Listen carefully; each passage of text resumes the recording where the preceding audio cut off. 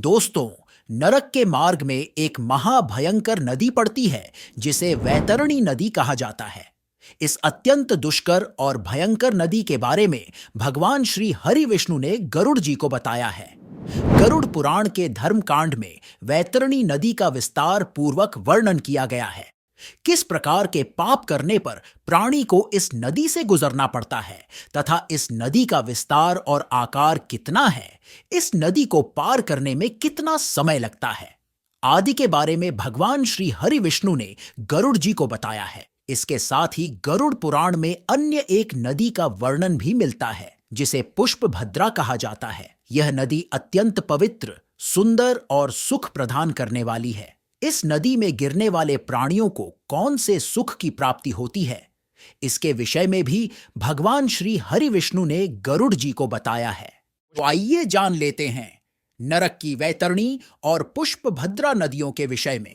दोस्तों, एक बार गरुड़ जी भगवान श्री हरि विष्णु से कहते हैं कि प्रभु, अब आप परम कृपा करके वैतरणी नदी के प्रमाण का वर्णन करें तथा इस नदी को पार करने के लिए प्राणी को कौन से उपाय करने चाहिए। भगवान श्री हरि विष्णु कहते हैं, हे गरुड़, यमलोक के मार्ग में जो वैतरणी नाम की नदी है वह घातक, दुष्कर और देखने मात्र से ही पापी आत्माओं को भयभीत करने वाली है। इस नदी में मवाद और रक्त रूपी जल बहता रहता है। मांस के कीचड़ से व्याप्त यह नदी दुर्गंध से भरी हुई है।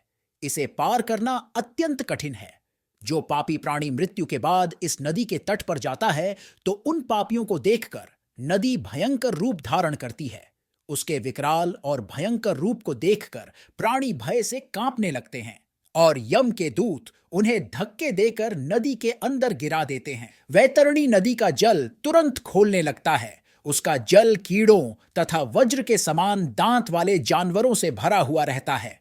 मगरमच्छ, घड़ियाल, वज्रदंत तथा अनेक हिंसक एवं मांस भक्षण जलचरों से वह महानदी भरी हुई है।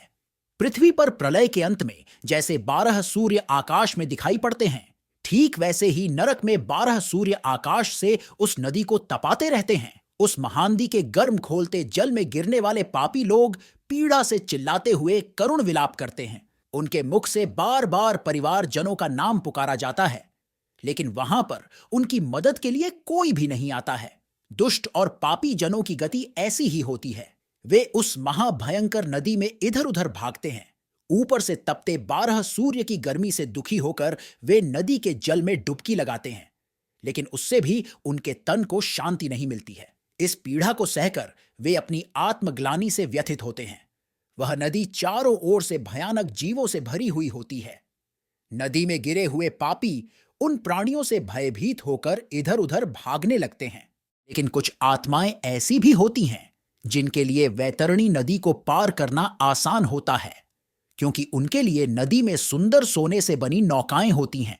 उन नौकाओं में सवार मल्लाह उन आत्माओं से पूछते हैं, यदि तुमने पृथ्वी लोक पर गाय का दान किया है, गाय की सेवा की है, तो तुम इस नौका पर सवार हो जाओ और सुखपूर्वक वैतरणी नदी को पार करो। और यदि किसी पापी ने गाय का दान नहीं किया होता है, उन्हें यम के दूत धक्के मारकर वैतरणी नदी में गिरा देते हैं। नदी में स्थित वज्रदंत उन पापी लोगों पर प्रहार करते हैं।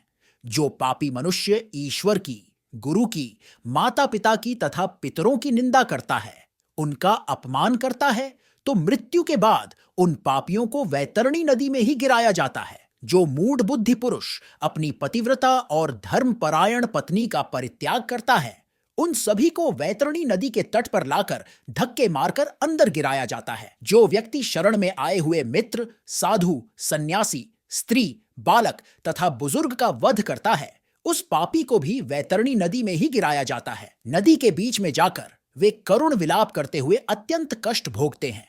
जो पापी शांत और कमजोर लोगों को अकारण ही दुख देता है, उनके ऊपर अत्याचार करता है, वह भी इस नदी में गिरता है और जल के कीड़े उसका भक्षण करते हैं। जो पूज्य जनों तथा गुरुजनों को वचन देकर उसका पालन नहीं करता और मैंने ऐसा वचन नहीं दिया कहकर अपमान करता है, उसका वास भी वैतरणी नदी में होता है। दूसरों की आजीविका को नष्ट करने वाला, आग लगाने वाला, दूसरों को जहर देने वाला, झूठी गवाही देने वाला, शराबी, यज्ञ में विघ्न डालने वाला, गुरु पत्नी के साथ गमन करने वाला, हरी कथाओं पर हंसकर विघ्न निर्माण करने वाला, हरे वृक्ष काटने वाला भी इस महानदी में गिराया जाता है, जो सेतु को अर्थात पुल को गिरा देता है, दूसरे की पत्नी के साथ भोग विलास करता है, प्यासी गायों की बावली को तोड़ता है, छोटी कन्या के साथ गलत हरकत करता है, वह भी इस नदी में गिराया जाता है, जो दूसरों को दान देकर बाद में पश्चाताप करता है, मांस का भक्षण करता है, गायों को कष्ट देता है, वह भी वैतरणी नदी में निवास करता है। अहंकारी, पापी तथा अपनी झूठी प्रशंसा करने वाला, गर्भपात करने वाला वैतरणी नदी में निवास करता है। फिर 18 दिन बाद वे आत्माएं यमराज के उस नगर में पहुंच जाती हैं जहां पुष्प भद्रा नामक नदी प्रवाहित होती है। उस नदी का जल शीतल और सौम्य होता है। सभी पापी आत्माएं नदी के जल का पान करते हुए आगे बढ़ती हैं और उन्हें चारों ओर सुंदर दृश्य दिखाई पड़ते हैं। उनके ऊपर फूलों की वर्षा होती है और वे आनंद पूर्वक नदी में विहार करते हैं। उस नदी के तट पर बहुत ही सुंदर वट वृक्ष हैं जहां पर जीव विश्राम करना चाहते हैं, किंतु यम के दूत पापी लोगों को विश्राम नहीं करने देते। उन प्राणियों के पुत्रों के द्वारा जो भी पिंडदान किया हुआ होता है उसे वे इस स्थान पर प्राप्त करते हैं और वे उसे खाकर आगे बढ़ते हैं। तो दोस्तों, इस प्रकार से यमपुरी जाने के मार्ग पर प्राणी को इन दो नदियों से गुजरना पड़ता है, तभी उस प्राणी की मुक्ति होती है। अतः उम्मीद है कि आपको यह जानकारी भी अच्छी लगी होगी। अगर अच्छी लगी है तो कमेंट बॉक्स में जय श्री हरि विष्णु अवश्य लिखें। धन्यवाद।